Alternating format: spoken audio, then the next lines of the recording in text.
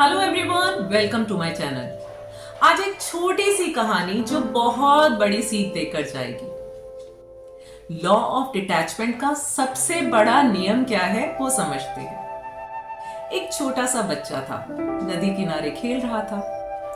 खेलते खेलते उसे एक बहुत ही सुंदर सा शंख दिखा।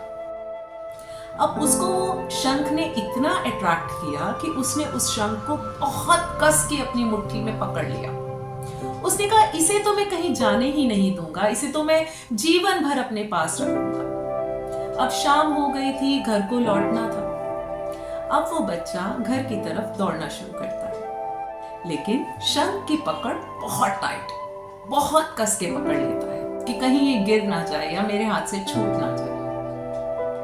अब क्या होता है, चलते चलते वो भागते भागते गिर जाता है। उसको बहुत चोट लगती है, उसके घुटने छिल जाते हैं, पैरों पे चोट लगती है, बहुत खून निकलता है। लेकिन वो शंख की पकड़ को बिल्कुल ढीली नहीं होने देता। उसको एहसास ही नहीं होता कि उसे इतनी सारी चोट लग चुकी है। जैसे ही वो घर आता है, उसके माता पिता उससे पूछते हैं, बेटा ये आपके हाथों पैरों पे खून कैसे, आपको इतनी चोट कैसे लगी? उसने कहा, मुझे चोट लगी, ये कैसे? उसने कहा, आप वो छोड़िए, आप ये देखिए मुझे क्या मिला है। कितना सुंदर शंख है, इसे तो मैं हमेशा अपने पास रखूंगा, इसे कभी भी अपने से दूर नहीं होने दूंगा। इसका मैं ऐसे पेंडेंट बनवाऊंगा, इसको मैं हमेशा अपने पास रखूंगा। तो उसके माता पिता थोड़े से मुस्कुराए।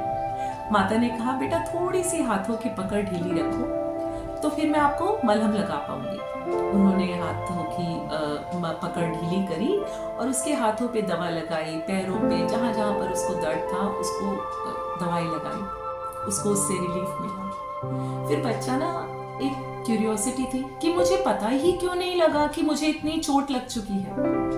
तब उसके पिता मुस्कुराए और उन्होंने कहा, बेटा ये आपकी जो दर्द है ना, इसका मेन कारण ये नहीं था कि आपके हाथों में शंख था या आप गिर गए थे, आपको चोट लग गई थी। नहीं, मेन कारण था कि आपने उस शंख को इतना कस के अपने हाथों में पकड़ा हुआ था और आपने अपने पूरे दिमाग को, पूरी अटेंशन को सिर्फ और सिर्फ उस शंख पर लगाया हुआ था कि बाकी चीजों को आपने ध्यान ही नहीं दिया।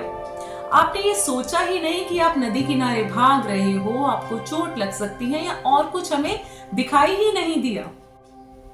वो जो हमने बात की थी ना कि हमें रास्ता नहीं दिखता है जब हमारे दिमाग में फॉग होता है, कि हमें डिटैचमेंट क्यों सीखनी चाहिए, ये है उसका कारण।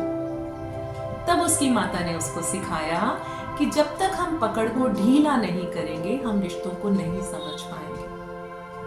अटैचमेंट अपनी जगह है, लेकिन किसी भी रिश्ते को या किसी भी अटैचमेंट को या किसी भी परिणाम को, किसी भी वस्तु को जब हम उसके साथ बहुत जुड़ जाते हैं तो उस प्यार को समझने के लिए हमें पकड़ को ढीला करके दूर से महसूस करना पड़ता है। फूलों को भी जब हम बहुत जोर से पकड़ते हैं ना, तो उसकी पंखुड़ियां टूट जाती हैं। न तो वो हमें खुशबू देती है और न ही वो सजाने के काम आती है।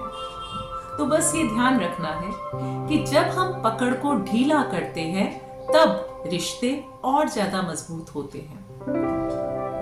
और जो ये डिटैचमेंट है ना, ये कोई कोल्डनेस नहीं है। मैं बार बार आपको यही कहूंगी, इसका मतलब ये नहीं है कि हमें प्यार करना छोड़ देना है, हमें उम्मीदें छोड़ देनी है। नहीं, हमें अपने आप को खोए बिना हर एहसास को महसूस करना है। हर एहसास को थोड़ा सा पहले दूर से महसूस करिए, सोचिए, समझिए, फिर उसमें कुछ उम्मीदें आप अगर लगाना चाहते हैं तो लगाइए, लेकिन अपनी सेल्फ रिस्पेक्ट को और अपने आप को बचाकर। तो आई होप आपको इसमें छिपा हुआ अर्थ और मीनिंग समझ में आ गया है। तो और कुछ ऐसी कहानियों के साथ हम डेली मिलेंगे। डेली हम लॉ ऑफ डिटैचमेंट को समझने का प्रयास करेंगे। आपके पास भी अगर कुछ और अच्छा है तो प्लीज शेयर करिए, हम सबको मदद करेगा, क्योंकि हम सब मिलकर ही तो एक दूसरे के साथ चल पाएंगे ना। तो चलिए, हंसते हैं, मुस्कुराते हैं, क्योंकि जिंदगी जो है ना वो बार बार नहीं मिलती। तो चलिए, कल फिर से मिलते हैं एक और नई कहानी के साथ और एक और नया तरीका, जिससे कि हम लॉ ऑफ डिटैचमेंट को थोड़ा सा और समझ पाएंगे। Bye bye, take care.